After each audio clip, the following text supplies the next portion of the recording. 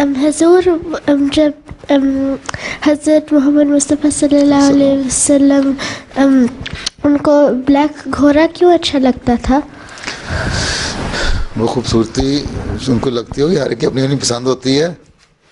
ہاں رسول کو پسند لگتا ہوگا نا اچھا گھوڑا جس کے سفید نشان ہو، اس خوبصورتی نظر آتی ہے، تبھی انہوں نے کہا اس کی پیشانی پہ برکت ہے. برکت تو ہر گھوڑا جو جنگ کے لیے تیار کیا جائے اس میں برکت حاصل نے فرمایا ہے جہاد کے لیے ہیں جو دشمنوں کے خلاف کھو، لیکن وہ آپ کو زیادہ پسند تھا. ہاں وسلم تو اتنے اچھے سوار تھے ہیں کہ ایک دفعہ مدینہ میں رات کو وقت شور ہوا، لوگوں نے سمجھا کہ کہیں مدینہ پہ حملہ ہو گیا ہے.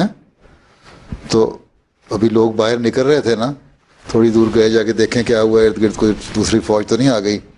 تو دیکھا ہاں حضرت صلی اللہ علیہ وسلم اکیلے گھوڑے کی پہ بیٹھے ہوئے واپس آ رہے تھے ہیں، اور انہوں نے اس کی سیڈل وغیرہ کاٹھی جسے کہتے ہیں وہ بھی نہیں ڈالی ہوئی تھی ہیں، اور ننگی پیٹھ پہ نا گھوڑے کے بیٹھے ہوئے تھے اور صرف رسی سے انہیں پکڑ کے لے آئے تھے. اتنے اچھے سوار تھے ہاں حضرت صلی اللہ علیہ وسلم.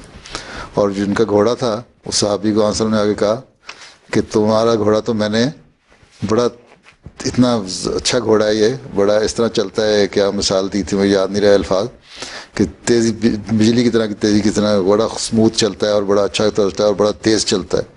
بہت تعریف کی اس گھوڑے کی. تو وسلم بڑے اچھے سوار تھے. حضرت خلیفہ مسانی کے وہاں بھی گھوڑے ہوتے تھے، ایک سفید تھا ایک سرخ رنگ کا تھا، یہ یاد ہے.